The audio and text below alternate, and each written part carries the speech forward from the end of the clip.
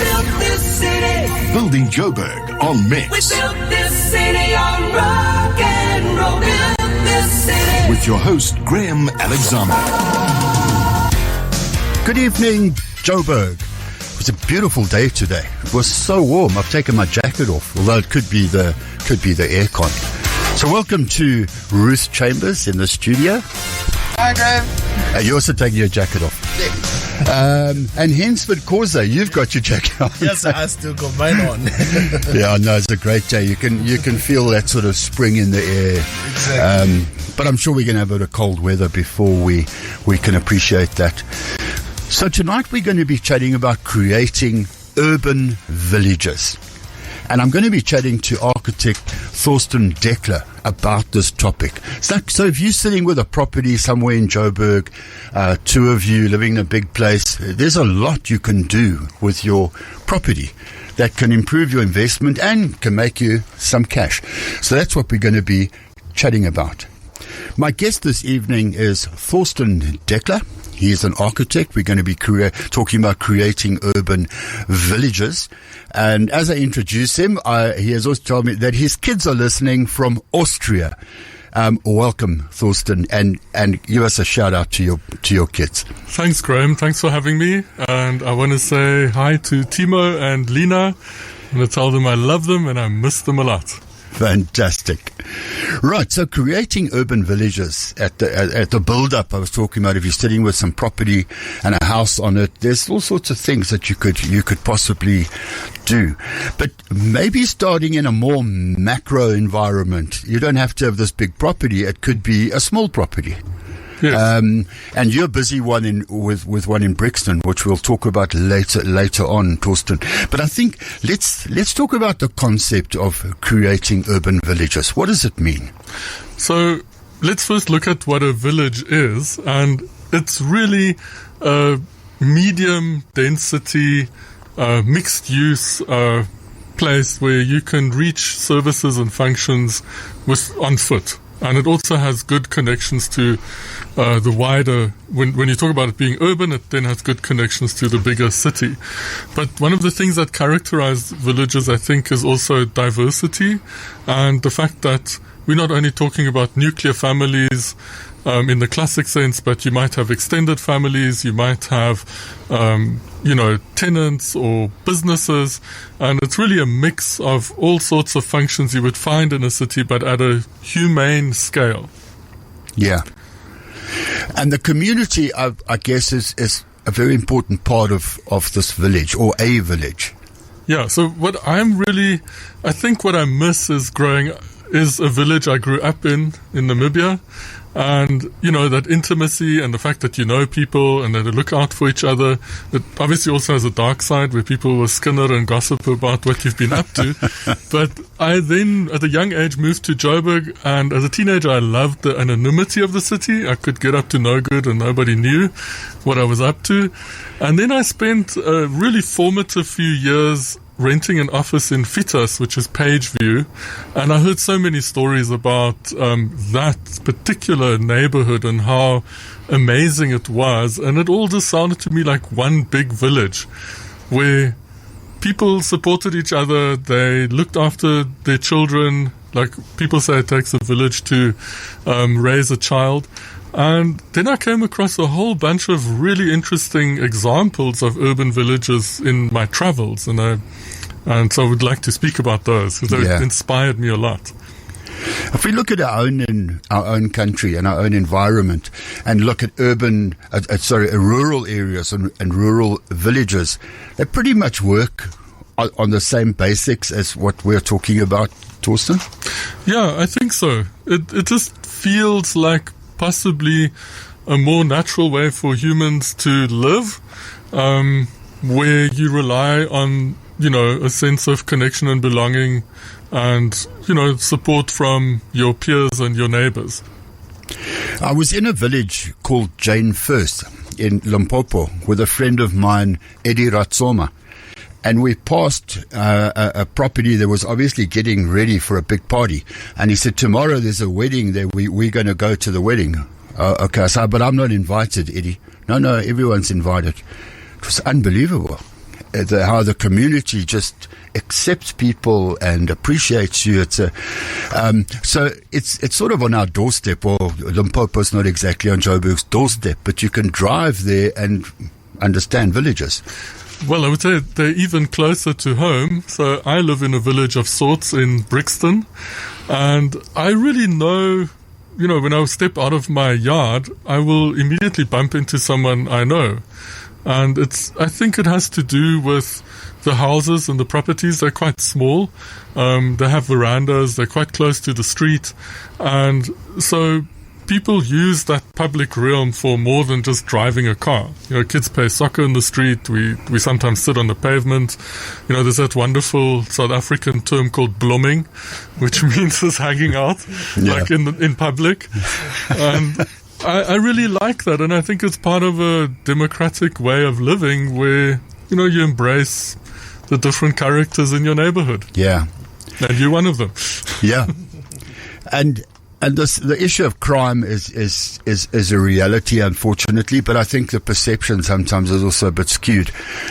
And when you look at some of these villages, and I look at the one I was in with Eddie Ratsoma, security is not an issue at all. The community is your security. Yes, I totally agree with that. And I recently worked on a project with a friend of mine from Soweto, Tebogo Ramatlo, and we actually pitched an idea for a TV series to look at how people have altered the matchbox houses constructed during apartheid. And what really struck me was that in Diepkloof, Soweto, where we shot the pilot show, was that there's no ADT signs or armed response signs or barbed wire or electric fencing, and you can get pretty much anything within walking distance, and it just feels like a much nicer place to live. And ironically, 50 years ago, that was not a very nice place to live, but people have changed it and made it what it is now. Yeah. So earlier we were thinking, who's Ruby Tuesday? Like, who's Ruby? And I thought the only person on earth that could answer my question is the music guru, Sean Brokenshaw. So he's Mix's guru. He does the Saturday and the Sunday show. So I'm going to call Sean now. Let's see if he's here. Put you on speaker. How's it, Sean? Hello, Graham. How are you? Great, man. What do you think of that version of Ruby Tuesday? I didn't hear it. Oh, it's by the by Scorpions. I think it's great. Oh, okay. Not as good as the original, but then again, I'm not a music guru. I'm a building man. So Sean, who's Ruby? Are we on air, by the way? Hello, listeners. Yes, Sean Brokenshaw. How are you all doing? It's good to be talking to you. Great. Graham, before we go any further, I want to just, since I got the chance, I want to compliment you on your show, because I never get a chance to do it, but you're doing what, in my mind, community radio should do. You're building the community, quite literally, and in many other ways as well. So let me do that while I can. Thank you so much. Tuesday. Thank you so much, Sean. Much appreciated. And I love your show too. So Sean Brokenshaw, our music guru, we've just listened to this song Ruby Tuesday that was done by the Stones. Who's Ruby, or who's Ruby Tuesday? We can actually put a full name to it. Ruby was Linda Keith. Linda Keith was the girlfriend, first a groupie, then the girlfriend of Keith Richards, no relation to the Keiths, obviously, who had just walked out. Now, I can quote Keith Richards because it's very amusing what he says. It was probably written about Linda Keith not being there. And then he goes on to say this is when he spoke to the journalist, and according to Rolling Stones, the autobiography. This is the funny part. That's one of those things. Some chick you've broken up with, and all you've got left is the piano and the guitar and a pair of panties. And it's goodbye, you know? And so it just comes out of that. Songs are easiest to write because you're just right there and you sort of mean it. That's the funniest part. You really sort of mean it. Yeah. So he wrote it primarily, and although it's credited to Mick Jagger and him. Mick had nothing to do with it. It was more Brian Jones, who plays the recorder. For all of you people who felt like utter nerds because you had to do music class and play the recorder, well, good enough for the Stones. Good enough for you. Lord. So that's the story. It was Linda Keith. Well, there you get it from the music guru, Sean Brokenshaw. Thanks for joining us. Have a good evening. Absolute pleasure, bud. Ciao. Bye. Bye. Thorsten Deckler, thanks for joining us, and a very interesting topic, and something that is closer to us than we think. Yes, it already exists, and I think we just can't see it, and often we perceive a problem, and inside that problem lies the solution if we just care to look a bit closer. Yeah. Regulations recently, and it's a topic that we've discussed with guys like Dave Gurney, the town planning scheme for Johannesburg have allowed a higher densification. I think it's up to 5 or 6 units on a property. So this has worked in favor of creating villages. Yes, so I think the Joburg municipality has recognized that people are already densifying their backyards often, and instead of criminalizing all those people, because they often do it without building plans, is they've created new regulations that are now allow you to construct 2 subsidiary dwellings, and each of those dwellings can be configured into up to 3 separate rooms. So in total you can do 6 units. Yeah. And then you can use them for various ways, in various ways. So you might accommodate relatives, or your rebellious teenager, or have a home office, or rent them out. And if you start renting them out on Airbnb, things become very, very interesting, because you can earn at least 30% more than on a long-term rental. So depending on how you do it, the location and your specific market who you're catering for, you can actually create a sort of quite dependable income stream. And if you just bank that money, you could be the next backyard millionaire, basically. So that's the sort of regulatory business aspect. But on another level, I think these kind of urban villages also offer people a more connected way of living. So let's say you're a group of friends and your kids have moved out and you want to downscale, you might consider getting a property or using a property that you have to construct a kind of more communal type of living. You can also approach it more as a developer and say, well, I can sectional title this and sell off the bits. And then in the way that you put it together, you could say, well, let me get, I can develop it as an idea, get people to buy into it, and then develop the village. And that brings me to this interesting guy, the Austrian guy that we were going to talk about. So let's go on about the Austrian guy. Yeah. So, he's an architect. His name is Fritz Matzinger, and I came across him in a magazine, a German architecture magazine that I used to get. And when I read this article, it blew my mind. So in the 70s, Fritz was a young guy, probably a little bit of a hippie, and he traveled through Africa, and he ended up in a Cameroonian village. And the thing that struck him was there was no creche and no old age home. He then returned to Austria and said he's going to build a village for himself and his wife. And he's going to get together people who are interested in this too.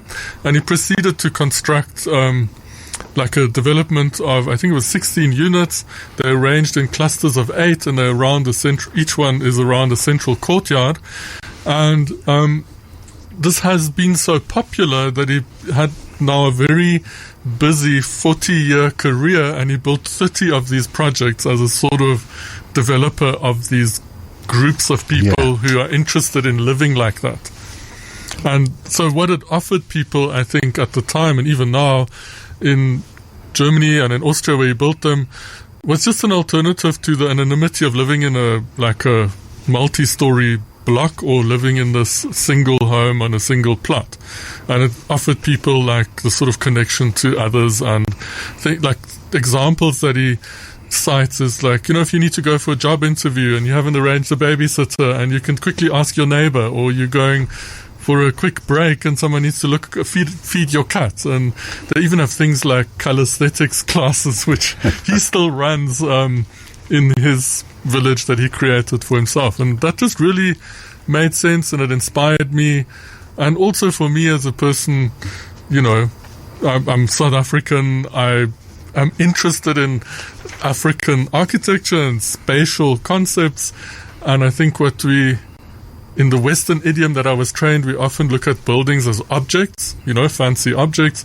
But in a village, the building is not the most important thing. It's equally as important as the spaces in between. And when you arrange buildings in a certain fashion, you can encourage a higher level of encounter between people. Yeah.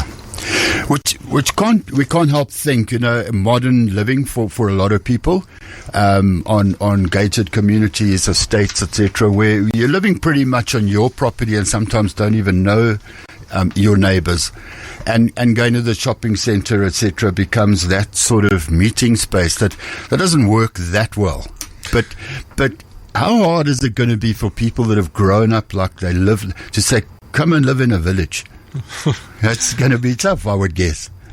Yeah, I could imagine it's not for everyone, but if you think about let's say in a small scale, so I'm eyeing a property that's next to my office, and it's a very small stand. It's got 2 houses on it and an outbuilding, and I can imagine,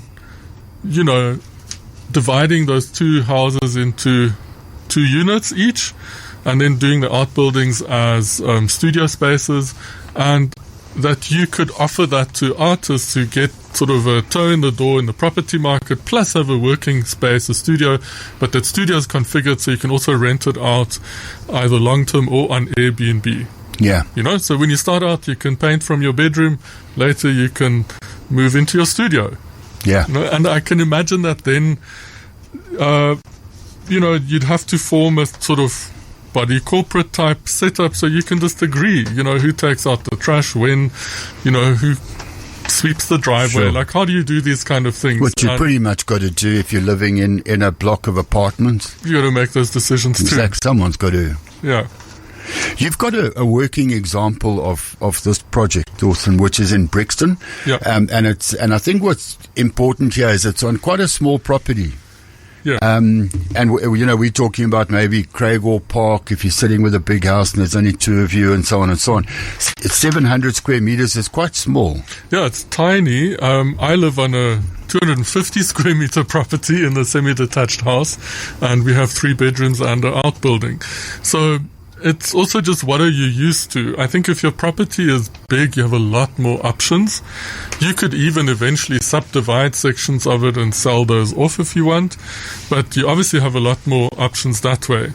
I think I'm a very uncreative designer because if I have parameters, then I thrive, because then I want to solve this puzzle, and the more rules there are, the better I can do it. Yeah. But I think if you are going to do it on a bigger property, what you should do is figure it out first. Don't rush into design and planning. Just look at what the regulations are. Look at the kind of money that is involved, what it would cost. Often you don't really need to build much more. You can also do internal changes. There's a lot of property investors that are creating multi-lets. So they reconfigure houses into multiple units. So there's a whole bunch of interesting things that are already happening that we can sort of hops from. Here we go with Nick's message. Evening mix. Not about the hospital where I was born. Just a shout out to Thorsten. I've worked with him at Wits University, and he has done a few designs and projects for us, and definitely want to vouch out to him, one of the great architects that we've worked with. Good lad. Good to hear you on the show. Cheers, Nicholas. Fantastic. That's great. And we agree with you. Thorsten's going to give us some more advice later on in the show. Chatting to Thorsten Deckler, talking about creating urban villages, and it's not much of a myth. It's something that's around a lot of us. We're just looking at us sitting here in the studio. I know Ruth and I live in London. I'd live in an apartment or a flat, and it's not quite a village, but it's sort of there. You've already explained your place in Brixton and Hensford. Yes. Where do you stay? You're also in a village. Yes, a village, Clayville. I'm in Clayville, Oliphant, yeah. And you're sharing community and definitely. Yeah. We actually gated community, and I actually share a driveway with my neighbor. Okay. Yeah. So it's not that foreign. But then again, I don't want to sound like we're selling this concept to people that live in secured areas and so on, because security is a reality. Yeah. But on that point, Graham, I recently kind of redesigned a scheme. A friend of mine showed me where it was 6 units and the driveway was just treated as a driveway for cars. But as soon as you change the thinking a little bit around it and the way the yard walls work and the way the houses are orientated, that driveway can become a public space where, kids can learn to rollerblade or ride a bike. You can bring out a cup of tea because there's a bench and meet with someone and chat. And that really does not take a lot. And I'm a big Brené Brown fan, who's a psychologist, and who says that the people's most fundamental need is a sense of belonging and connection. And it can be achieved in such a simple way. And it would be such a benefit to people living in such a setup, and I think to the developer, because you have a lower tenant churn. People love where they live. They might care for the place better. So I think all round it makes sense to me. Yeah. And is it fair to say, Thorsten, it's where we're going? It's happening. Densification all around the world, villages and so on. And on that point, you've done a lot of travel and had a look at this concept around the world. How does it compare to what we're talking about? Well, one of my favorite cities is Sao Paulo, and that's like Joburg is like a tiny infant compared to Sao Paulo.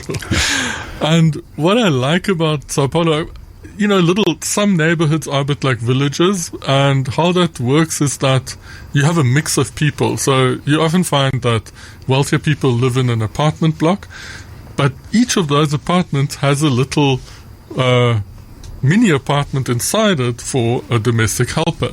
Now, the domestic helpers have to eat somewhere, they have to meet their friends somewhere, and they do it in the same neighborhood as the fancy people. So I always ate it where the domestic people ate, because that food was good and it was really affordable. The other thing to that higher density is that I could go get my hair cut at 11 o'clock at night, or I could go to a patisserie at 12 at night and have a meal. It was just fantastic that I have those options. So if you look at Joburg, certain parts of Joburg just close down at 8. And if we had higher densities and more people, we might have a more fun city. Yeah. And it provides more opportunity. More people in one area then also supports local business, which in turn means you can walk to those businesses and you lower the reliance on cars. So at the same time, this sort of keys into making a greener city of sorts. So I'm really excited by, talking about it in this regard.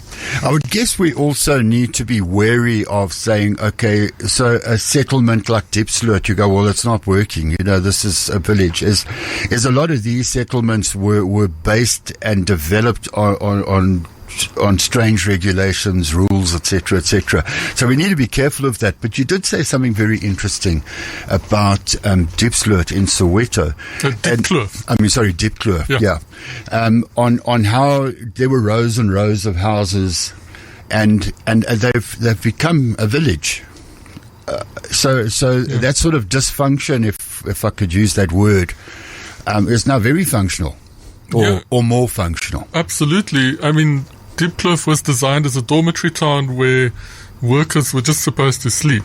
they were supposed to shop and work in the white-owned city and businesses. And so over the decades, people have expanded the houses because they were very, very small. There's a big rural to city migration, and they saw an opportunity to accommodate family members or tenants. And then also people started opening businesses. And so what has arisen out of this very rigid system that the previous government built is actually quite a wonderful, diverse, and interesting, vibrant neighborhood where, I mean, Tebogo and I like to hang out on Imink Drive, where there's a couple of restaurants and there's even a boutique with a local designer selling fashion. There's wonderful sishanyamas, and much to our delight, you can go and buy your beer at the bottle store across the road and then take it to any of those establishments and sit down and drink it. So try and do that in a mall and you'll just be thrown off. We chatted to Gigi Alcock a couple of months ago.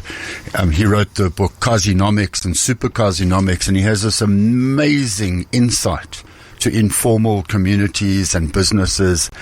So I must introduce him to you. You'll share a lot.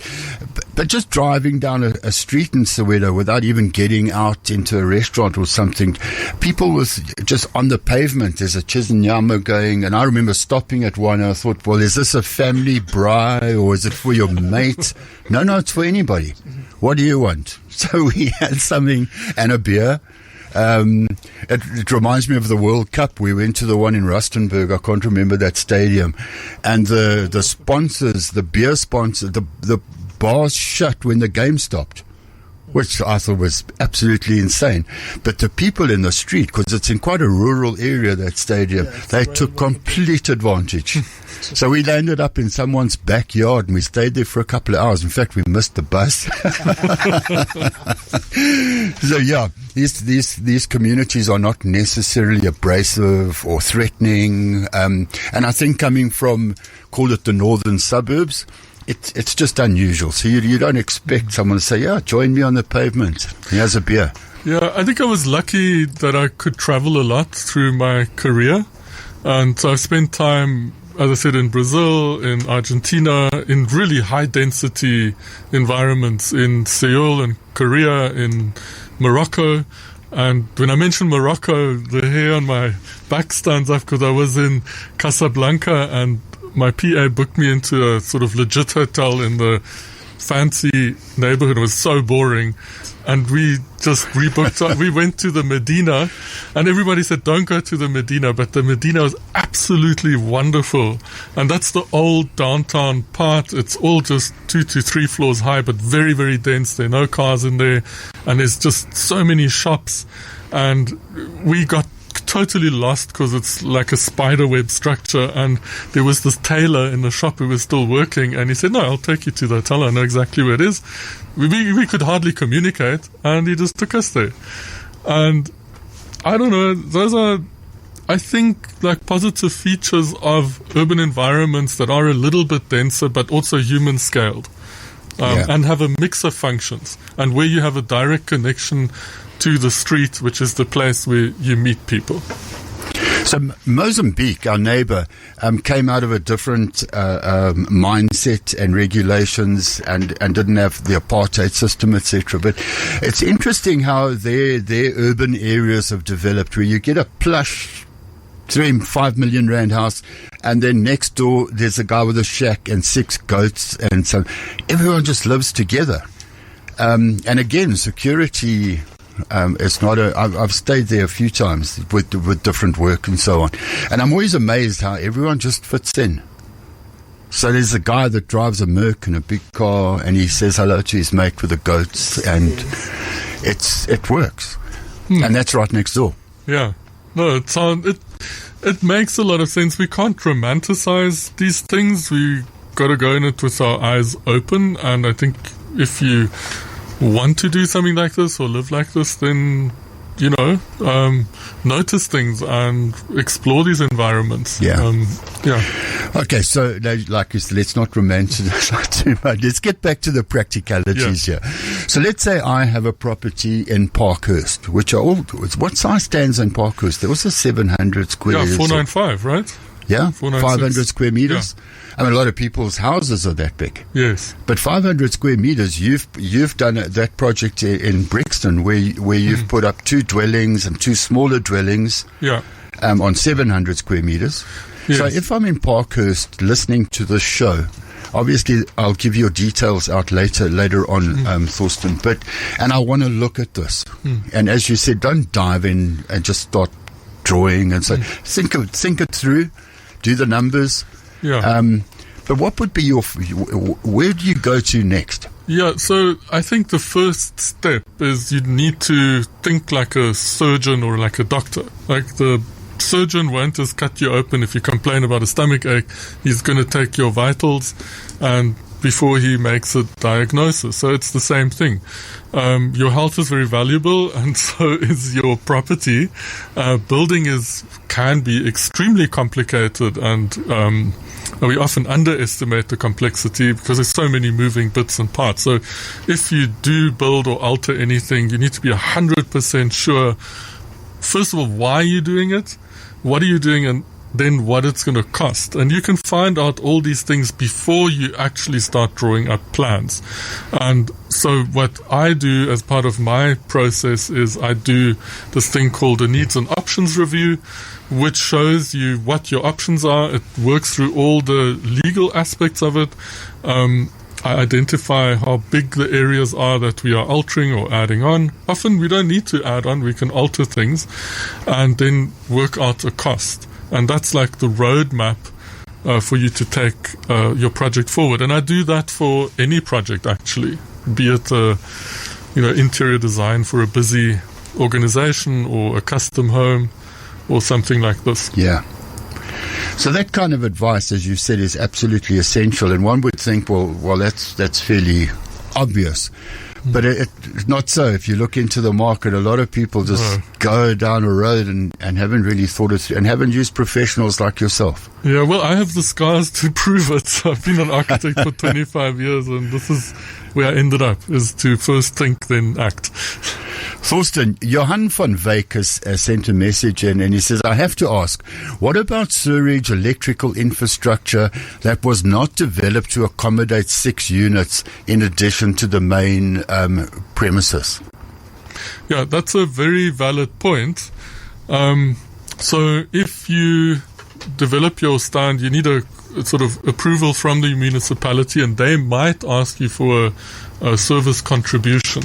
So they're well aware of this. But it is something the city has promulgated. It's in their interest of densification and therefore it's within the realm of the achievable. I know that we are all struggling with services and so you have to figure out how you're going to meet that demand.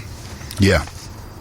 And they wouldn't have come out with that new town planning scheme if the engineers hadn't thought it through.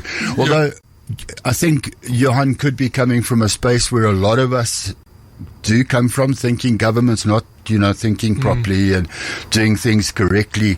And you get worried when you hear, we're going to put 6 houses on every property, etc.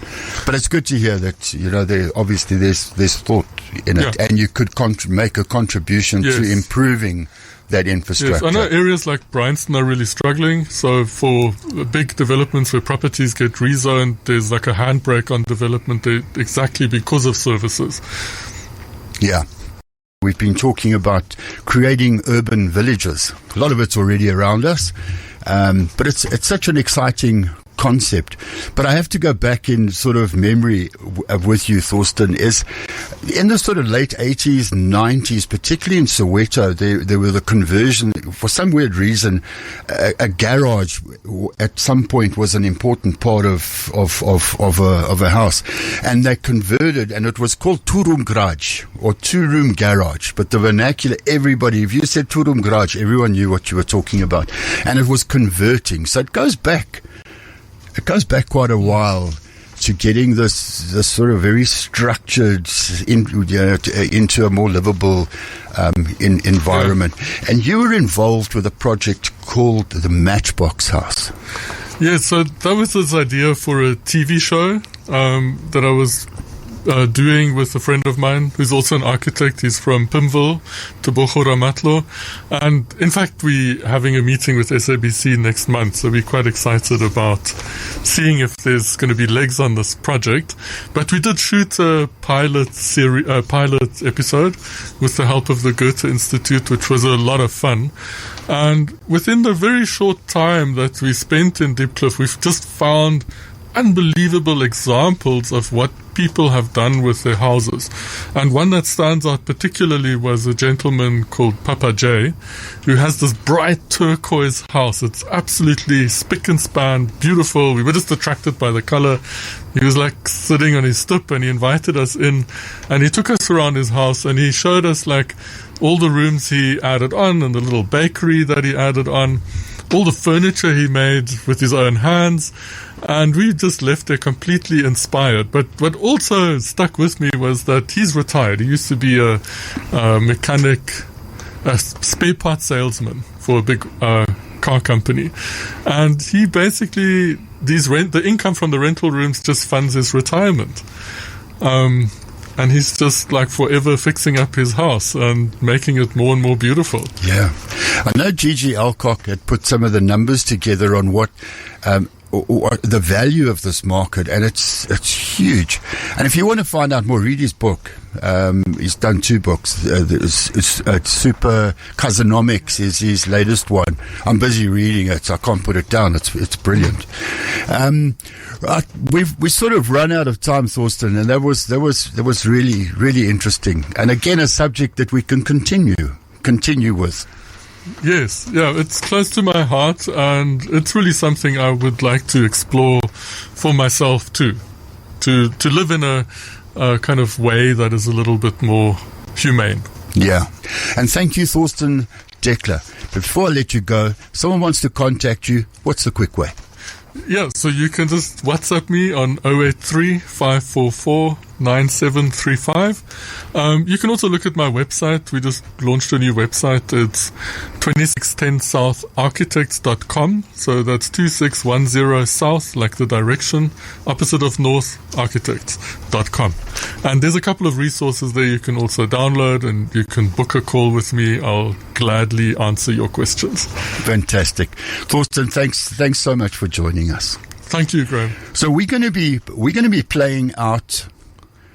Before we play out, I must remind us that this show is brought to you by AfriSam, creating concrete possibilities. We're going to be playing out with Melanie Safka's version of Ruby Tuesday. And thanks to Sean earlier on telling us who Ruby is. Personally, I think the Rolling Stones is the greatest version. But this one is really, really good. Thanks for listening in. Chat to you next week.